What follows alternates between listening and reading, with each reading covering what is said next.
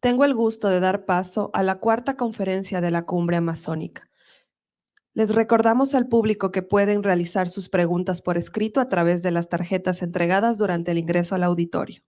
Dejamos la moderación en manos de Alexis Serrano Carmona, editor de Ecuador Chequea, periodista que escribe, publica crónicas en varias revistas de la región y es editor del portal Ecuador Chequea, licenciado en periodismo por la Universidad San Francisco de Quito y egresado de la maestría en literatura y escritura creativa de la Universidad Andina Simón Bolívar. Durante casi 14 años trabajó en la diario La Hora, donde fue pasante, reportero, editor de 2 secciones, jefe de información y editor general. Fue colaborador y miembro del consejo editorial de la revista Soho Ecuador. Y sus textos se publican también en Gato Pardo, Mundo Diners, La Barra Espociadora y Mongabay. Ha ganado 3 veces el Premio Eugenio Espejo en categoría crónica y una vez al Premio Nacional Eugenio Espejo de Periodismo. Además, el 3er lugar en Premio Jorge Mantilla Ortega cuando lo entregaba el diario El Comercio. En diciembre de 2020 publicó su primer libro, titulado Horror en el Sexto C y otras crónicas. Bienvenidos. Bien, buenos días. Muchas gracias a los que están acá presentes.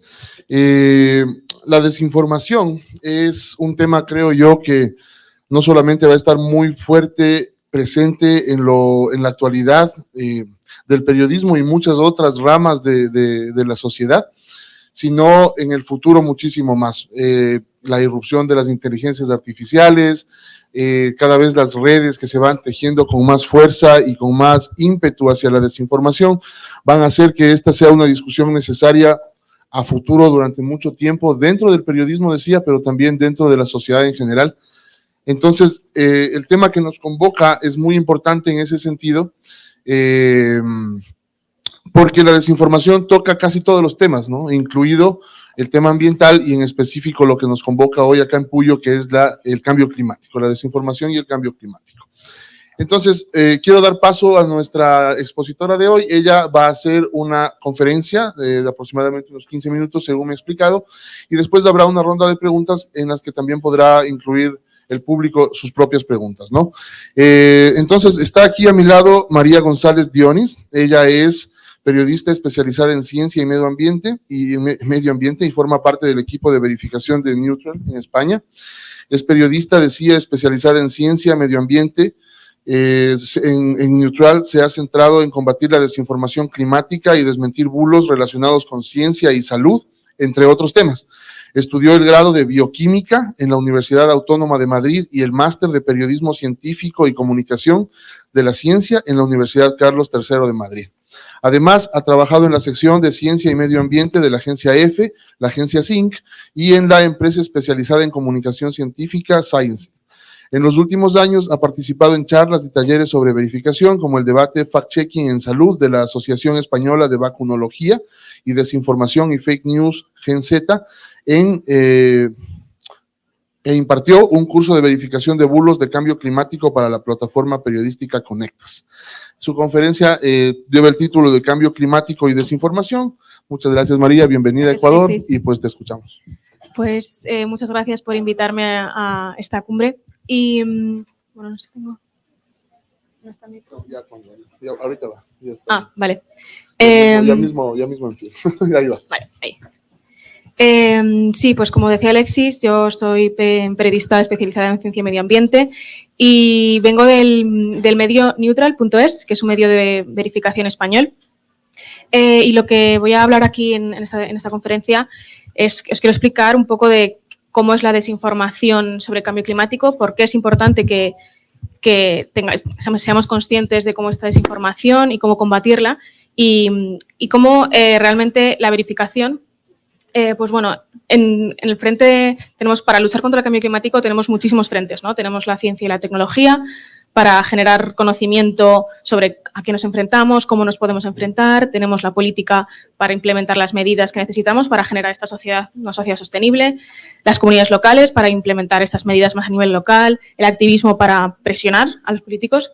Y luego yo creo que un frente muy importante es el periodismo climático. Y bueno, aunque es un poco polémico y hay varias ramas, yo sí que creo que el periodismo climático tiene que ir más allá de informar. Lo que tenemos que hacer es concienciar y finalmente movilizar a las personas para que podamos generar esos cambios que necesitamos.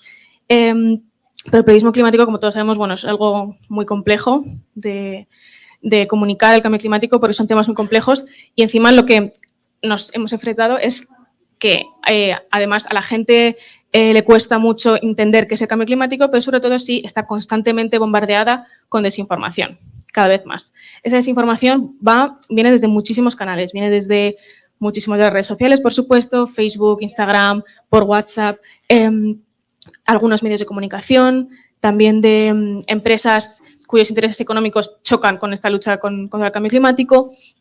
Y la principal escollo de la desinformación sobre el cambio climático, la desinformación en general, es su naturaleza, que estos mensajes son mensajes muy simples, apelan mucho a la emoción, ¿no? a enfadar, y eso hace que sea mucho más fácil compartirlos con las redes sociales y lleva muchísimo más a tomar acción, ¿no? ¿Qué pasa? Que la verificación de esa desinformación apela a la lógica, es mucho más lenta que esa desinformación porque tienes que contactar con especialistas, tienes que buscar, tienes que hacer una investigación. Es una realidad mucho más compleja, ¿no? Estamos combatiendo algo muy sencillo que apela a la emoción con algo lógico y complejo. Entonces, la realidad es que el bulo siempre va a ir muchísimo más rápido y llega muchísimo más lejos que la verificación. Y eso es realmente el gran escollo al que nos enfrentamos. Aquí les pongo un ejemplo que se estuvo compartiendo hace unos meses, en el que se decía que Holanda sería el primer país en implementar una prohibición del consumo de carne. Ese era el mensaje, ¿no? Podemos decir como el primer país, es decir, que esto ya es que poco a poco va a ser en todos los países, y un poco la narrativa de cómo las políticas climáticas realmente están ahí para coartar libertades del individuo, ¿no? Esa es un poco la narrativa.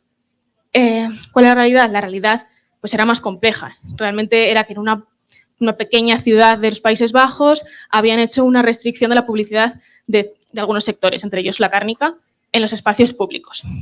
Eso no lleva tanto a ese enfado, ¿no? De me van a prohibir, me van a decir qué puedo comer y qué no puedo comer. Eso es lo que te lleva a compartirlo y lo que cala.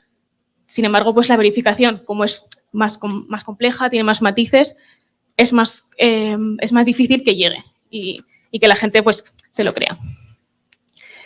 Bueno, aquí les pongo un ejemplo también de cómo a veces bueno, ya lo sabemos bastante bien, que la desinformación viene desde los políticos y propios cargos públicos. En este caso es bueno, ahí pone candidato a, pero es vicepresidente de una región muy importante en España, que dijo algo como que no, el CO2 no es un gas contaminante, de hecho es el mejor de los gases para el desarrollo de la naturaleza.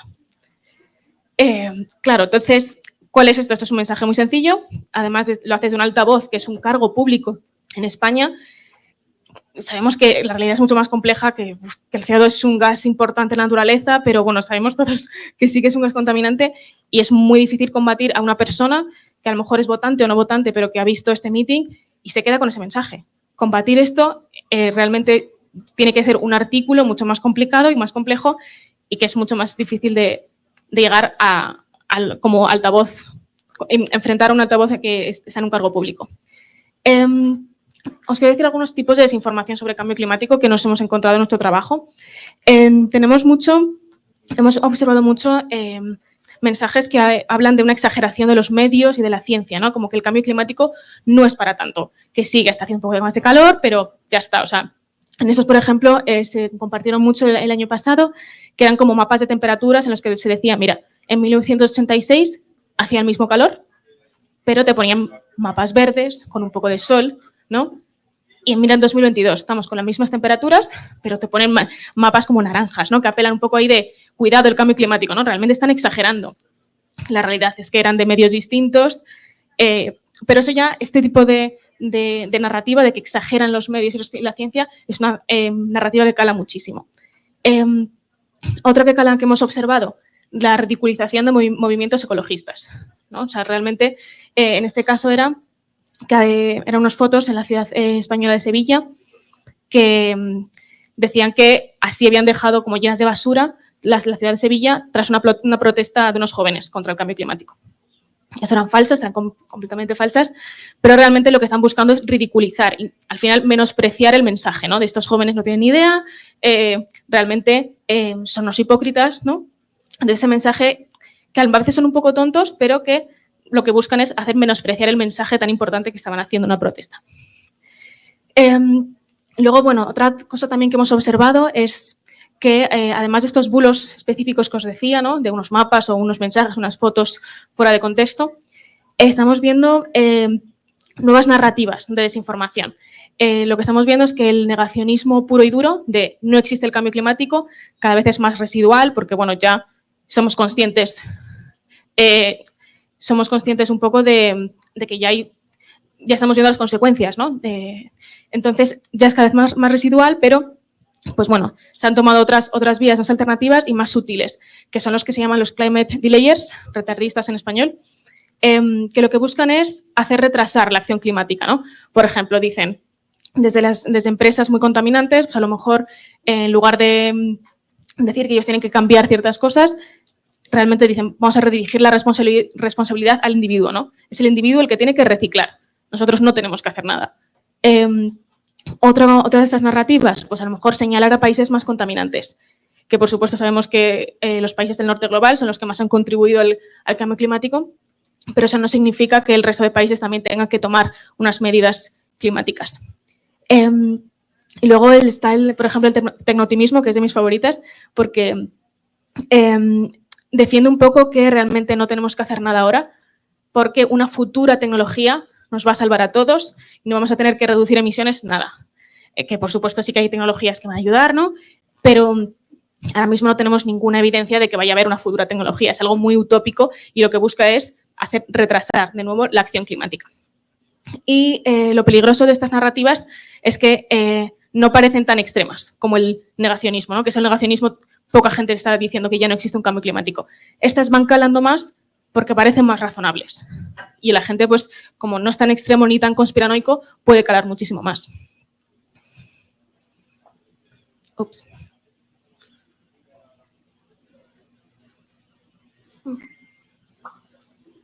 Vale. Bueno, también algo que también hemos visto es cómo en situaciones de crisis de fenómenos meteorológicos aumentan muchísimo los bulos. Olas de calor, sequías, cuando venga el fenómeno del Niño. Los tipos de bulos hay ya un bombardeo constante, ¿no? O sea, y lo peligroso es que, como suelen ser situaciones de crisis, pues la gente está como más insegura y se va a aferrar a este tipo de nuevas narrativas. Por ejemplo, esto es algo que se viralizó en España, que era un informe de temperaturas como de principio del siglo XX, el que se decía que, bueno, que ya había habido estas temperaturas, de nuevo, ¿no? Hemos llegado a los 46,6 grados. Si se llega ahora no es tan importante, no es por el cambio climático, siempre ha hecho estas temperaturas. Pero la realidad es que, bueno, que el cambio climático es más complejo que eso, ¿no? Que eso al final es lo difícil de comunicar, que no estamos hablando de temperaturas máximas puntuales, sino que es realmente que cada vez son más frecuentes estas temperaturas máximas y estos fenómenos meteorológicos extremos. Otro que ha sido muy sonado en España y en el sur de Europa es lo de los chemtrails. Este es un ejemplo que yo creo que puede ser muy paradigmático y que, bueno, ha pasado en Europa, pero creo que puede pasar por todo el mundo, que es como una teoría de conspiración muy nicho, puede llegar a lo más mainstream, a la sociedad más general, en una situación de crisis. Esto sucedió en una sequía que ha habido en Europa, bueno, que seguimos, pero que ha sido una sequía muy fuerte, ha afectado a los agricultores, la gente ha estado muy preocupada por esta sequía y se empezó a difundir esta teoría de conspiración, que no sé si estáis familiarizados con ella, pero nació en los años 70 en Estados Unidos y que dice que las estelas que dejan los aviones blancas realmente son como químicos que es para hacer enfermar a la población, para controlar la mente, o sea, cosas muy conspiranoicas, ¿no? Y entonces nosotros pensábamos que era como algo muy nicho. ¿Qué pasó? Que con esta situación de sequía mutaron los mensajes y empezaron a decir que esas estelas de condensación eran los que estaban provocando la sequía, que era el gobierno que estaba provocando la sequía con esas estelas.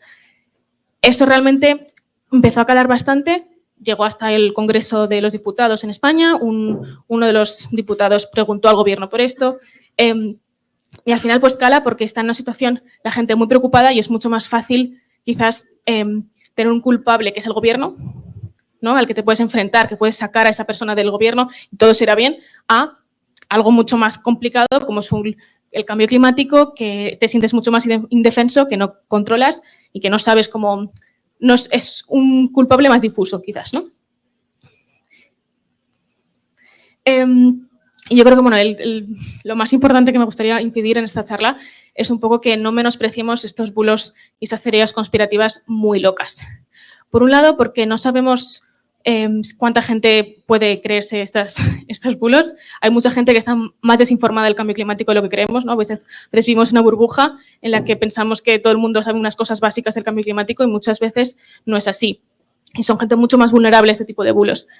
Y luego, como hablamos de un bombardeo constante de desinformación, aunque no se crean estos bulos tan locos, van dejando un pozo, ¿no? Van dejando un pozo y puede haber una falsa sensación de que realmente hay un debate de si hay un cambio climático o no, de si tenemos que reducir emisiones o no. Y al final esto lo que acaba es en una desconfianza en la ciencia, que realmente pues, no nos podemos permitir. A estas alturas necesitamos que la gente confíe en la ciencia y confíe en las políticas climáticas, porque esto puede tener unas consecuencias tangibles y puede entorpecer pues, la implementación de medidas climáticas que necesitamos. Y bueno, así brevemente un poco de cómo combatimos esta desinformación en Neutral. En Neutral somos una empresa que nació en 2013 con la española Ana Pastor y desde 2018 somos un medio de verificación, de ser una productora. Y tenemos dos secciones principales. Tenemos la sección de FACT, que lo que hacemos es verificar el discurso político. Cada meeting que se hace se verifican los datos que se dan. Y luego tenemos la sección de Fakes, que es en la que estoy yo, que verificamos los bulos y desinformación que se mueven en redes sociales. Y bueno, os voy a dar un par de pinceladas de cómo es nuestro trabajo, pero que desarrollaré mañana en el taller, si estáis. Tenemos como dos partes del trabajo. La primera es detectar la desinformación, que también es una parte muy importante. Tenemos algunas herramientas propias y luego herramientas como más accesibles, pero básicamente es rastrear en redes, en Facebook, en Instagram, en TikTok, para ver tendencias, Google Trends. Y luego también tenemos un servicio de verificación por WhatsApp, en el que si se escribe a ese número, la gente pues, nos puede mandar cosas que se encuentren en redes sociales, que no sepa si es verdad o no, nos lo puede mandar para que nosotros lo verifiquemos. Y eso para nosotros es muy útil también para saber qué se mueve en WhatsApp, que quizás es como la red social, se llama así, que quizás es más difícil saber un poco lo que se está moviendo. Y luego pues tenemos herramientas que de nuevo pues, hablaré en el taller. Pues, por ejemplo, de búsqueda inversa de imágenes para verificar pues, imágenes fuera de contexto, que han sido manipuladas, lo mismo con vídeos. También tenemos algunas imágenes como la búsqueda, algunas herramientas como la búsqueda avanzada de Twitter, Who Posted What, que es un poco para buscar publicaciones en redes sociales que a lo mejor han sido manipuladas. Pero bueno, lo más importante realmente y lo que más hacemos en nuestro trabajo de ciencia y medio ambiente es apoyarnos en la ciencia. Apoyarnos en estudios científicos, en informes, en instituciones fiables, contactar con los especialistas en cambio climático y realmente también parte de la verificación, además de decir si esta imagen está fuera de contexto, es hacer esa parte de divulgación, ¿no? Para realmente no solo decir esto es falso, sino realmente seguir con la misión de movilizar a la gente y concienciar de la importancia de la crisis climática. Y bueno, pues entonces los dos puntos que me gustaría incidir en esta charla. Realmente, primero eso, tenemos que dejar de menospreciar los bulos más locos porque tienen consecuencias tangibles y nos pueden disrumpir muchísimo nuestra lucha contra el cambio climático. Y luego, pues que realmente eso, el periodismo climático y la verificación, sobre todo, es un frente más que tenemos que tener en cuenta en la lucha contra el cambio climático y que realmente son necesarios pues, todos estos frentes para realmente combatir la crisis que estamos viviendo. Gracias. Muchas gracias, María. Un aplauso para ella, por supuesto. Tenemos unos minutos para algunas preguntas que podría hacer yo y también, si es que me llegan del público, las vamos haciendo. Después de escucharte, lo primero que quisiera preguntarte es, en cuanto al cambio climático y el tema ambiental, ¿cuáles son los principales focos de desinformación que en la experiencia de ustedes existen, ¿no? O sea, pusiste un ejemplo de cárnicos y de manifestaciones, pero ¿cuáles son los principales tópicos tópicos ambientales o de cambio climático sobre los cuales se desinforma? Pues eso, como decía, pues va variando. Hay como muchísimas etapas. Cuando hay como algunas de crisis, como estaba diciendo, pues van hacia un lado de otro. Cuando hemos tenido olas de calor había mucho sobre eso. Últimamente lo que hemos visto mucho es precisamente sobre las políticas climáticas, ¿no? Como que van a cortar el agua, van a prohibir el consumo de carne, como siempre políticas climáticas que lo que quieren es coartar las libertades del individuo. Esos son los que más hemos visto. Pero luego también mucho, pues eso, según las crisis que haya. O sea, si hay olas de calor, pues irán más hacia esa exageración de las temperaturas. Si hay sequía, pues a lo mejor de que alguien está provocando la sequía. Cuando ha habido como algunas nevadas o inundaciones, pues también van hacia ese lado. O sea, eso depende bastante, es algo que va fluctuando. Yo vengo, con lo que tú acabas de decir, yo vengo de Quito y siempre suelo poner esta comparación cuando por algún accidente o por alguna situación se vuelve tráfico en una carretera, siempre llegan los vendedores ambulantes, saben dónde hay tráfico, saben dónde hay una congestión, dónde hay posibles clientes. Digo yo, es como que las redes de la desinformación están siempre con el radar así, desde acá podemos ir, ¿no es cierto? Por supuesto. Es como la que contaba de los aviones. Fue mucho eso de, saben que ahora están, lo que preocupa a los agricultores, por sobre todo, y a la población en general, es la sequía. Pues vamos a mutar los mensajes. Lo que decíamos que antes hacía enfermar a la población, ahora son los que provocan la sequía, porque es lo que saben que se puede viralizar más y puede llegar más lejos. Tenemos una pregunta de Manuel González que me parece que queda bien en este momento. Dice, tú hablabas de movilizar, más allá de decir esto es falso, ¿no? Y esta era una de mis preguntas, si es que es suficiente decir esto es falso. ¿Cómo lograr movilizar a la gente a través del periodismo climático? Bueno, me parece una pregunta muy complicada porque si la supiésemos yo creo que igual no estaríamos teniendo esta cumbre.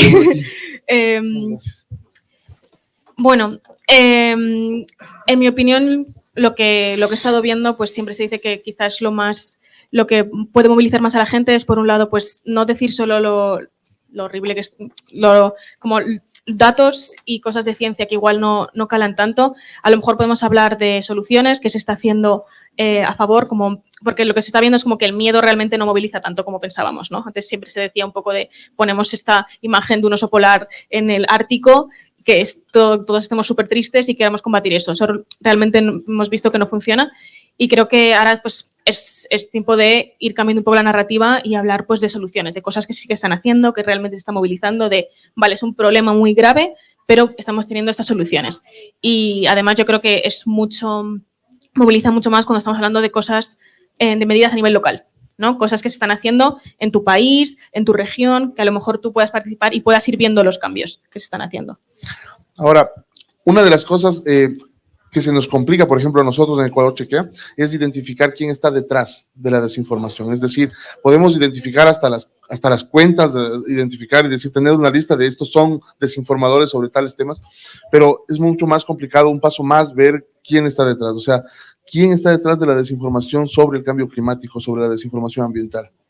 Pues también es complicado, pero lo que en general, en España por lo menos, sí que hay como muchos perfiles que realmente son como el PAC, que hace nada pues, eran negacionistas del COVID, antivacunas, luego han sido muy desinformadores con la guerra entre Ucrania y Rusia y también pues cogen la ola y es cambio climático. Sueles ir bastante en ese pack. Entonces, ahora que ya no se habla tanto de COVID, pues ahora, por ejemplo, con la sequía, pues se mueven hacia esta parte. O sea, suelen ser como un mismo pack de desinformadores, algunos más públicos que otros, porque hay algunos que sí que se enorgullecen un poco de eso y sí que son más públicos, pero suelen ser ese pack. Suelen ser los mismos que hace nada estamos diciendo que estamos combatiendo desinformación sobre COVID, ahora a lo mejor sobre cambio climático.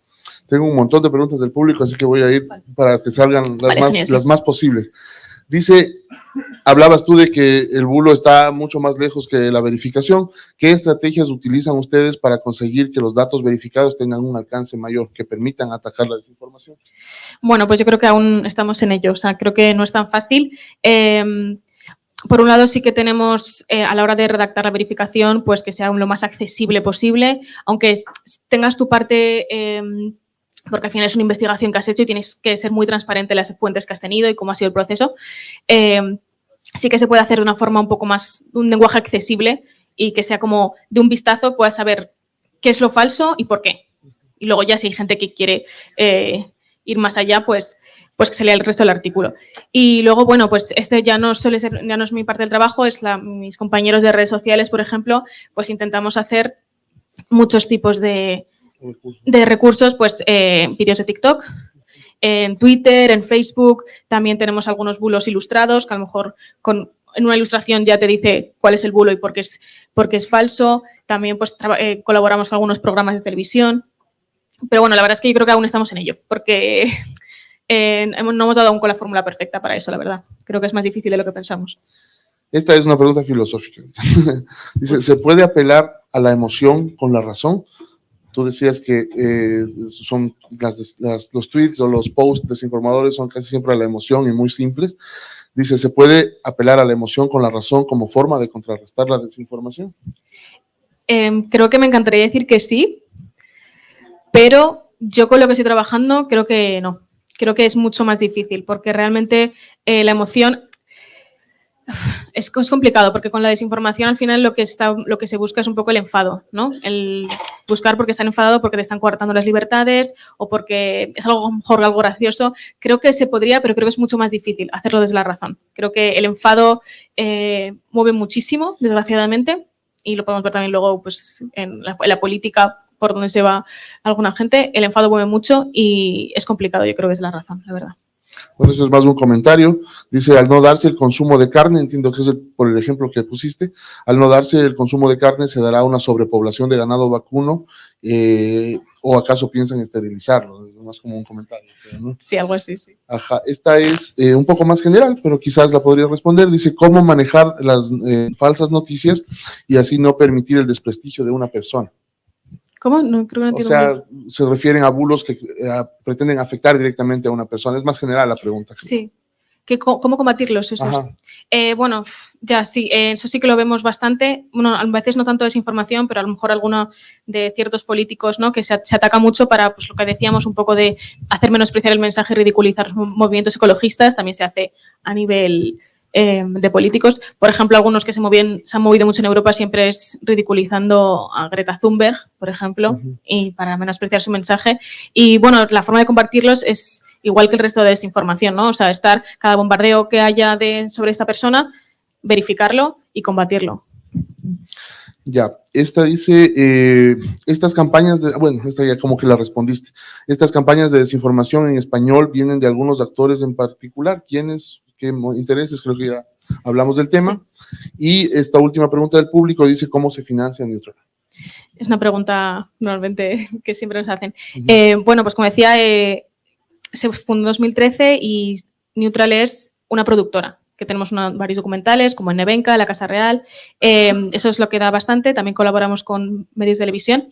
Y luego, como medio de verificación, colaboramos con algunas redes sociales, que la mayoría, muchos medios de verificación a lo largo del mundo pues colaboran con redes sociales, colaboramos con Facebook, tenemos un acuerdo con Facebook, con TikTok, en el que pues lo que hacemos es priorizar a veces la desinformación que hay en esas redes sociales, nos sirve a nosotros como fuente y luego nosotros podemos decirle a Facebook de si estas publicaciones están fuera de contexto o son falsas, etcétera. Entonces eso es como se financia, básicamente. Ahora, hay unas cosas, detalles que nosotros hemos visto, por ejemplo, del discurso público acá, y es que muchas veces es muy difícil de verificar el discurso público porque al menos nuestros políticos ofrecen muy pocos datos cuando hablan, ¿no? Entonces normalmente son discursos mucho más viscerales, mucho más ideológicos, mucho más a la emoción precisamente, ¿no? ¿Cómo es la experiencia en España, por ejemplo, en ese sentido? Pues mira, yo te diría, o sea, bueno, no es mi parte del trabajo, pero yo diría que en España antes era un poco más así. Quizás cuando se han empezado a verificar ciertas cosas, sí que ahora se están pidiendo datos, muchos datos. Antes eso, se apelaba más a la emoción, pero cada vez más los políticos, cada vez que van a dar un dato, es verdad que se lo miran más porque saben que si no, va a haber un medio que va a decir esto es falso o esto es verdadero, ¿no? Entonces, en ese tipo de casos yo creo que es muy difícil porque si no tenemos un dato para verificar no puedes entrar. Pero sí que nosotros, yo creo que en España el discurso político ha ido yendo más hacia dar datos porque a la gente le ha interesado saber gracias a que se ha verificado desde muchos medios. En honor al tiempo, la última pregunta. Tú decías esto de no despreciar ninguna verificación, ¿no es cierto? Y me saltó en este momento la pregunta porque a nosotros en redes incluso nos han dicho, ¿en serio van a verificar eso? ¿En serio un meme? Pero es que este tipo de desinformación simple y emocional que tú mencionabas es el que le llega a mucha gente, ¿no? O sea, ¿cómo deciden ustedes en ese tema?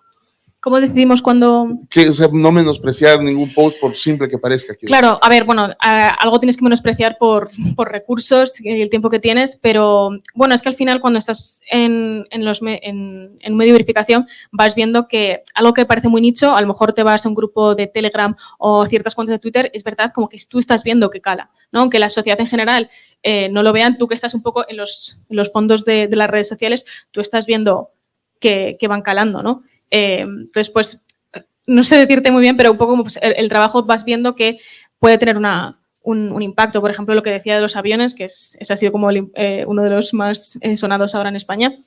Con la Agencia Estatal de Meteorología nosotros hablábamos mucho de esa teoría de conspiración y siempre era un poco como de, ¿por qué estáis hablando de esta teoría de la conspiración? Y luego, con todo esto que pasó de la sequía, han recibido amenazas. Y la han hecho pintadas en la calle, han recibido amenazas de muerte por esa teoría de conspiración que menospreciaron un poco, ¿no? Que pensaban que era algo muy nicho. Y al final lo que ha pasado es que ha tenido un impacto y, bueno, sí que no han pedido perdón, pero un poco de decir, pues es verdad que no tendríamos que haber menospreciado a estas personas, sí. Bueno, muchísimas gracias, María, por tu experiencia nosotros. y por todo. Un aplauso, por favor, para ella y muchas gracias a los presentes.